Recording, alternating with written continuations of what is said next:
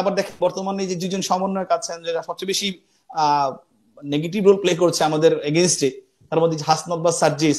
এখানে সার্জিস ও ছাত্রলীগ করতো সরাসরি, ওর বাবা কিন্তু একটা রানিং ওয়ার্ড আওয়ামী লীগের সভাপতি এবং উপজেলা আওয়ামী লীগের ভাইস প্রেসিডেন্ট। তা আপনি কিভাবে বলবেন তার বাবা আওয়ামী লীগ রাজনীতি করছে?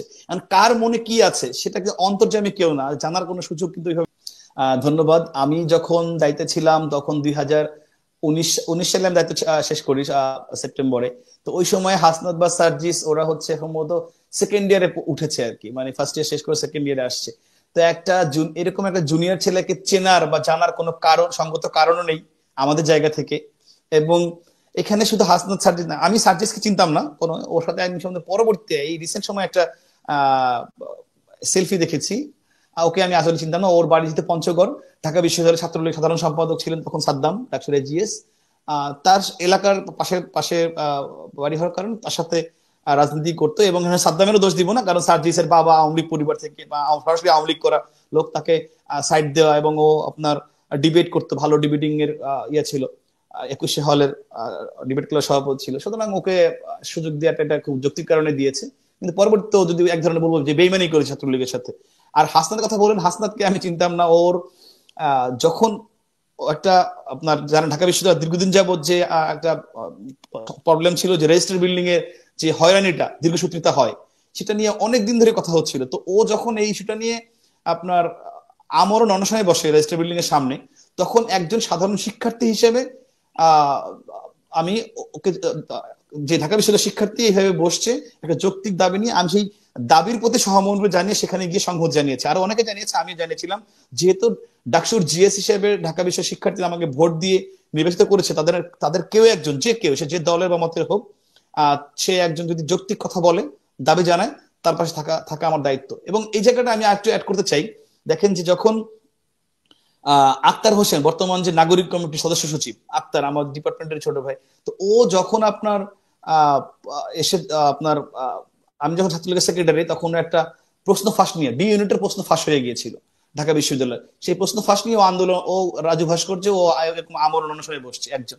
তো তখন কিন্তু আমি প্রথম গিয়ে সংহত জানিয়েছিলাম যে যেহেতু তখন আক্তার কে বা পরিচয় কে আমি জানি না, দেখা যাচ্ছে একজন শিক্ষার্থী একটা যৌক্তিক কথা বলেছে, একটা আন্দোলন করেছে, যেটা যেটা বঙ্গবন্ধুর আদর্শ, যে একজন হলেও সে যদি ন্যায্য কথা বলে, ন্যায্য পক্ষে থাকে, তার পক্ষে থাকো।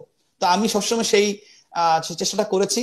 আমি কোনো ব্যক্তি দেখি নাই, দেখেছি তার কাজটা কি, তার উদ্দেশ্যটা কি। সে যখন বলেছে আমি বলেছি এটা হতো, এবং আমি বলার কারণে ওই সময় ওর পাশে বসেই আমি কিন্তু প্রক্টর স্যারকে ফোন দিয়েছিলাম যে স্যার এটাকে মানতে হবে, এটা যৌক্তিক, পরীক্ষা আবার হতে হবে। এবং আমাদের ছাত্রলীগের পরবর্তী সাদ্দামও সংহত জানিয়েছে, এবং আমার এবং সাদ্দামের চেষ্টায় কিন্তু ওই সময় ওই পরীক্ষাটা আবার হয়েছিল, দাবিটা মেনে নিয়েছিল।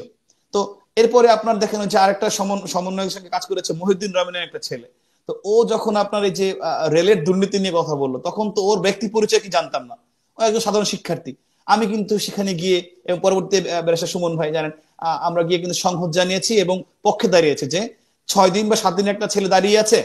এখানেও আপনি দেখেন যে ও আন্দোলন করছিল 6 দিন 7 দিন, ও বসে আছে রেল স্টেশনে, একটা ছেলে, আর ঢাকা বিশ্ববিদ্যালয়ের শিক্ষার্থী, ও বিভিন্ন ধরনের কর্মকাণ্ড করছে। একজন রেল থেকে একজন প্রতিনিধি গিয়ে কিন্তু সাথে কথা বলে নাই, একজন এনএসআই, একজন ডিজিএফআই অথবা যে কোনো প্রতিনিধি রাষ্ট্রের গিয়ে কিন্তু কথা বলেন নাই, বা যে কি হয়েছে, ঠিক আছে এটা আমি পার্সু করি, এটাকে বসে সমাধান ব্যবস্থা করি। তা আমরা যখন গেলাম, যখন স্পার্ক করলো, তখন কিন্তু আসলো। তো এইভাবে কে ব্যক্তির নামের পাশে আমার কোনো সংশ্লিষ্টতা নাই। আমি আগে বলছি, আপনি এখানে হাসনাত বলেন বা রনি বলেন বা যে যাদের কথা বললাম আক্তার, এরা যখন ন্যায্য কথা বলছে, আমি এই দাবিগুলা, এই চেষ্টা যদি আমাদের ছাত্রলীগের একজন কর্মীর পক্ষ থেকে আসতো, আমি অনেক বেশি খুশি হতাম। যে ছাত্রলীগের, কারণ গভর্নমেন্টে থাকলে, গভর্নমেন্টের সঙ্গে সংশ্লিষ্ট আছে, তাদের তো উচিত যে কোথায় কোথায় কি অসঙ্গতি, কি সমস্যা, সেগুলো নিয়ে কথা বলে, সেগুলো আওয়াজ তৈরি, সেজন্য দাবি জানাই। তো ওরা এগুলাকে নিয়েছে একটা এজেন্ডা হিসেবে, এবং সেই এজেন্ডা দিয়ে ওরা লাইমলাইটে আসছে। এখন অনেকে অভিযোগ করছে যে এই যে তাদেরকে তাদের রাজনৈতিক পরিচয় বা রাজনৈতিক উদ্দেশ্য আছে কিনা এরকম একটি চিন্তা ভাবনা, খোঁজ খবর না নিয়ে তাদের পক্ষে দাঁড়িয়ে তাদেরকে আলোচনার লাইমলাইটে নিয়ে এসে পক্ষান্তরে সরকারের বিরুদ্ধে যে ষড়যন্ত্র সেটিকেই সফল হতে আপনারা সহযোগিতা করেছেন, এরকম একটি আলাপ কিন্তু আওয়ামী লীগের বিভিন্ন জন, এই আলাপটা কিন্তু ধোপে টিকবে না। আপনাকে এখানে ন্যায্য এবং অন্যায্য দুটো দিকে যেতে হবে। কারণ আপনি আপনি আপনি আপনি আওয়ামী লীগ করেন কি বঙ্গবন্ধুর আদর্শতে করবেন নাকি? তো বঙ্গবন্ধুর আদর্শ আপনার কি শিখিয়েছে? আমাকে তো সেটা দেখতে হবে, আমাকে রুটটা, যে আপনি যদি শুরুতেই এরকম ভাবে এই ন্যায্য দাবিগুলো মেনে নিতেন তাহলে তো আজকে এই দিনটা আসতো না। আপনি তো শুরুতে যদি দায়িত্বশীল জায়গা থেকে সেটি সরকার বা দলের উচ্চ পর্যায়ে জানাতে পারতেন। অবভিয়াসলি যখন এগুলো হয়েছে আমি তো এগুলো জানিয়েছি, বলে তো সমাধান হয়েছে। আপনার কি মানে এই যে আপনার প্রশ্ন ফাঁস হলো, আমি ভিসি স্যারকে প্রফেসরকে জানালাম।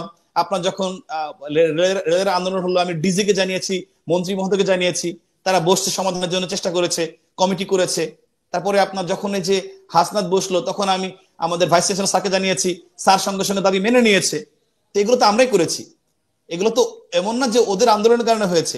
এবং বরঞ্চ আপনি বলতে পারেন যে এই আন্দোলনগুলো যদি আমরা অ্যাড্রেস না করতাম, না যেতাম, আমি না যেতাম, এগুলো আরো বড় হতো, একজনের জায়গায় 10 জন আসতো, এবং এই যে কোটাটা হলো এরকম একটা স্পার্ক তখন হতে পারতো। সুতরাং আপনি বলতে পারেন যে আমি এই আন্দোলন থামিয়ে দিয়েছি, তখন গভর্নমেন্টকে আর বেগ পোহাতে হয়নি। আপনি যখন ওই যে বললাম নিরপেক্ষ আন্দোলন হলো, আমি শুরুতে থামিয়ে দিয়েছি বলে গভর্নমেন্টকে এই বেগটা পেতে হয়নি। ইনফ্যাক্ট আপনি যখন আপনি জানেন যে আমাদের এই আন্দোলন মাঝখানে আমাদের ধানমন্ডি পার্টি অফিসে রেপ হয়েছে, মার্ডার হয়েছে, এরকম গুজব ছড়িয়ে কিন্তু পুরো পার্টি অফিসটি অ্যাটাক করার জন্য মাত্র 50 গজ দূরে ছিল ওরা। যদি ওই দিন 18 সালে ওই দিন যদি ওরা পার্টি অফিসে অ্যাটাক করতো, ধানমন্ডি আমাদের দলীয় সভাপতি কার্যালয়ে অ্যাটাক করতো, তাহলে কিন্তু সঙ্গে সঙ্গে ওদের প্ল্যান ছিল, এটা শিবিরের প্ল্যান, একদম সঙ্গে সঙ্গে সারা বাংলাদেশে প্রত্যেকটা জেলা উপজেলায় পার্টি অফিসে অ্যাটাক হতো, যেহেতু ঢাকায় রাজধানীতে হয়েছে।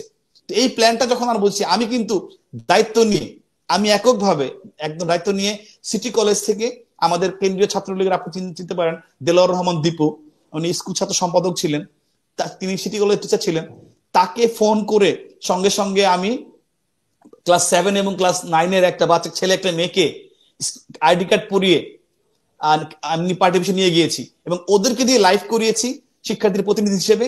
সেই লাইভে ওরা পুরো পার্টি অফিস ঘুরে দেখেছে, দেখে বলেছে যে, আমি বলছি দেখো তোমরা প্রত্যেকটা একদম each and every inch corner of party office, তা দেখে ছাদে গিয়ে বলেছে যে না এটা গুজব, আপনারা বিশ্বাস করবেন না, আমরা প্রতিনিধি হিসেবে আসছি, এখানে কোনো মার্ডার হয় নাই, কোনো রেপ হয় নাই। এই ঘটনা আমি যে দায়িত্ব নিয়ে করলাম শিক্ষার্থীকে এই ঝামেলার মধ্যে নিয়ে এসে, এটা করার কারণে কিন্তু আর ওরা এই ষড়যন্ত্র বাস্তবায়ন করতে পারেনি।